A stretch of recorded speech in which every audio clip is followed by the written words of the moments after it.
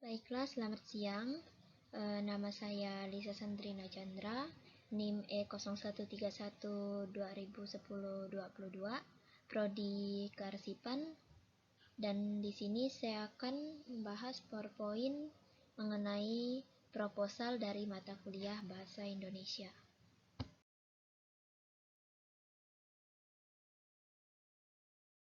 Saya akan menjelaskan dulu apa yang dimaksud dari proposal dalam Kamus Besar Bahasa Indonesia atau KBBI. Proposal pada dasarnya adalah sebuah usulan, rencana, atau tawaran. Akan tetapi, kini kata proposal lebih sering digunakan daripada ketiga kata yang lain itu. Dalam KBBI atau Kamus Besar Bahasa Indonesia, memberikan makna proposal sebagai rencana yang dituangkan dalam bentuk rancangan kerja.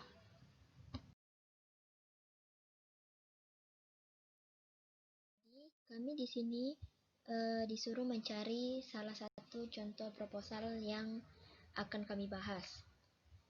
Sebelumnya saya akan menjelaskan struktur proposal. Struktur proposal itu terdapat proposal kegiatan, bisnis, penelitian, dan proyek. Jadi di sini saya mengambil proposal bisnis karena saya memilih salah satu contoh proposal usaha makanan. Baiklah, sebelum saya melanjuti materi selanjutnya, saya akan menjelaskan apa itu proposal bisnis. Proposal bisnis adalah penawaran tertulis dari penjual ke calon pembeli. Proposal bisnis sering kali merupakan langkah kunci dalam proses penjualan yang kompleks. Baiklah, di sini saya akan menjelaskan contoh proposal bisnis, yaitu usaha makanan yang diproduksi oleh Cassava Chips. Baiklah, di sini juga saya akan menjelaskan apa saja struktur-struktur pada proposal bisnis beserta pengertian dan penjelasannya. Yang pertama adalah judul bisnis. Judul bisnis ini merupakan struktur pertama dari sebuah proposal bisnis. Bagian judul ini memberikan informasi mengenai jenis bisnis apa yang akan dilaksanakan, termasuk apa nama produk atau jasa yang akan dibahas di dalam proposal tersebut. Di sini proposal usaha makanannya saya mengambil dari nama perusahaan Cassava Chips dari PT Singkong Hebring. Baiklah, produk yang kami berikan adalah makanan ringan sehat dari perusahaan Cassava Chips. Latar belakang yang kami usung dalam mendirikan perusahaan Cassava Chips adalah menciptakan makanan ringan yang sehat karena banyaknya makanan ringan yang kurang memenuhi gizi setiap orang. Manfaat yang diberikan oleh Cassava Chips yaitu konsumen dapat merasakan cemilan sehat dan bergizi. Makanan ringan dari bahan utama singkong yang dikemas menarik dan dapat dimakan oleh semua usia adalah salah satu nilai tambah yang kami miliki. Keuntungan bagi konsumen yaitu dapat makan makanan ringan yang sehat dan bergizi. Tetapi dari segala kemudahan yang ada di perusahaan ini memiliki kelemahan di bagian pemasaran karena banyaknya produk makanan ringan yang ada di pasaran saat ini. Diharapkan di masa depan perusahaan Cassava Chips mampu menjadi perusahaan terbesar di bidang makanan di Indonesia. Kita lanjut ke bagian latar belakangnya. Bagian latar belakang pada proposal bisnis menjelaskan mengapa jenis bisnis ini yang dipilih. Dijelaskan juga apa latar belakang pemilihan jenis bisnis dan produk yang akan dibuat, serta apa analisa terkait situasi dan segmentasi pasarnya. Latar belakang usaha dalam PT Singkong Hebring ini, yang pertama, singkong masih jarang diminati, dan yang kedua, singkong bisa menjadi bahan untuk membuat cemilan. Pendahuluan, memproduksi bahan makanan berbahan dasar singkong bagi masyarakat Indonesia dalam bentuk yang menarik dan membantu para petani singkong untuk produksi singkong di Indonesia.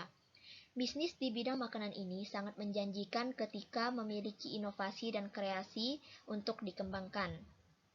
Produk makanan juga dapat ditujukan tidak hanya di kalangan tertentu, tetapi bisa untuk semua kalangan, baik dari anak kecil sampai ke orang tua. Jajanan ini adalah jajanan yang dibuat dari bahan dasar singkong, sehingga sudah tidak asing di lidah masyarakat Indonesia. Singkong merupakan makanan yang bisa digunakan sebagai pengganti nasi karena mempunyai kandungan karbohidrat yang tinggi.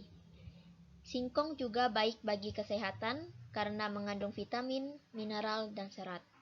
Selain itu, singkong dapat menyembuhkan beberapa penyakit, diantaranya rematik, sakit kepala, dan sebagainya.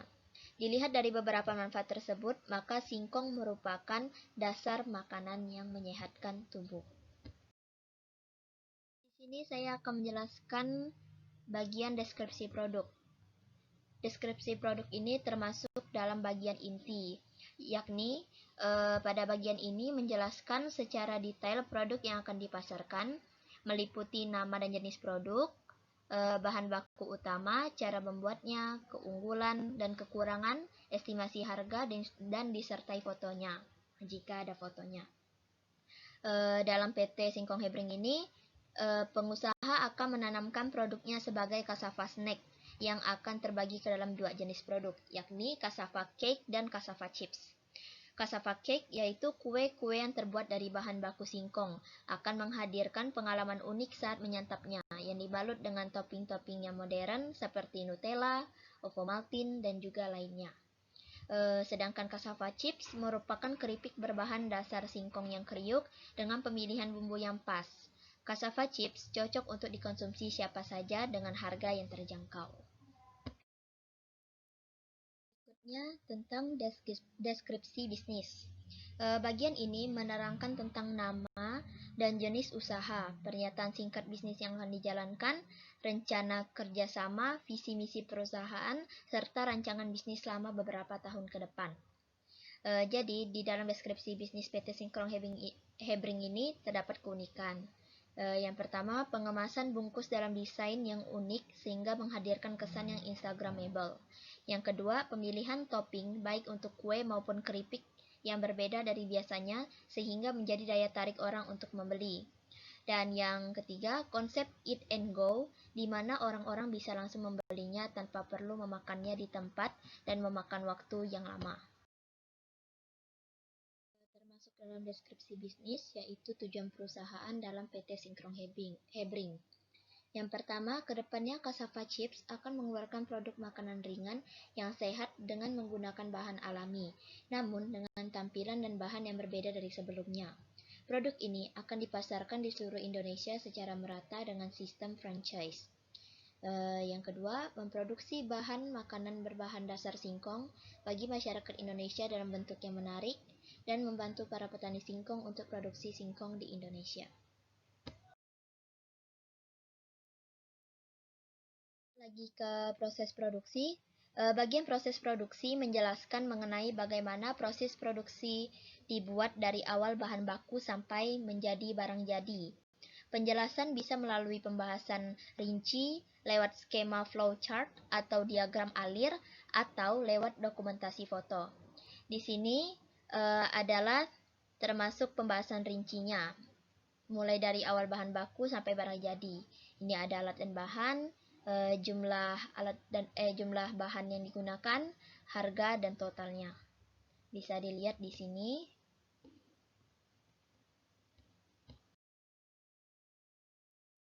Struktur proposal bisnis selanjutnya adalah manajemen usaha. Bagian ini meliputi struktur organisasi usaha beserta tugas, wewenang, dan job desk masing-masing. Dijelaskan juga kemampuan pengelolaan dalam menjalankan suatu usaha. Ini manajemennya termasuk dewan atau organisasi bagannya. Ada pengelola usaha, karyawan, dan operasinya ada tempat, peralatan, fasilitas produksi, fasilitas komunikasi, dan pemasakannya. Bisa dilihat dalam PowerPoint ini.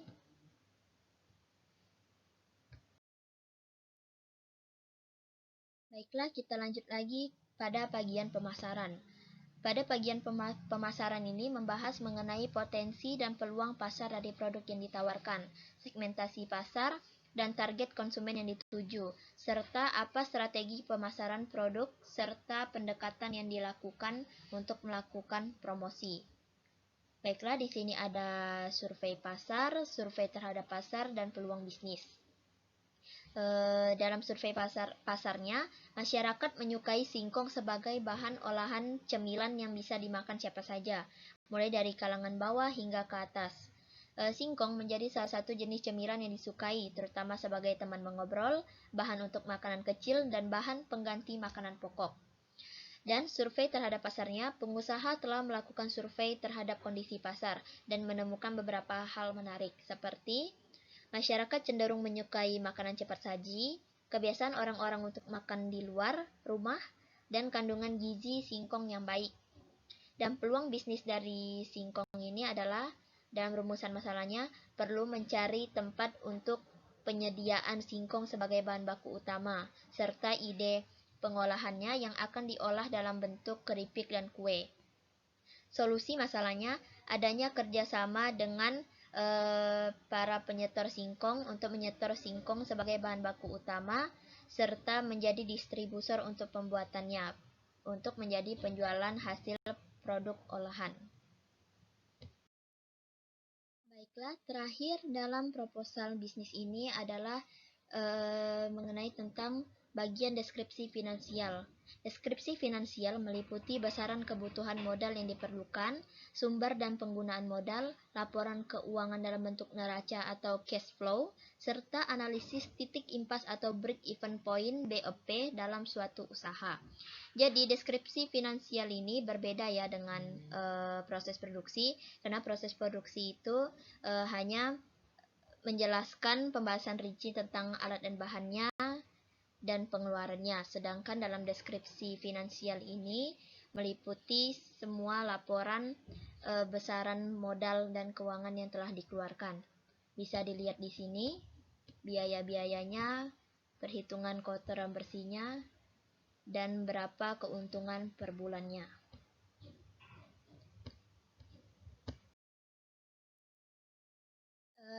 Bagian penutup adalah terdiri dari pernyataan persuasif untuk meyakinkan penerima proposal, bisa berupa mitra kerja atau pihak sponsor.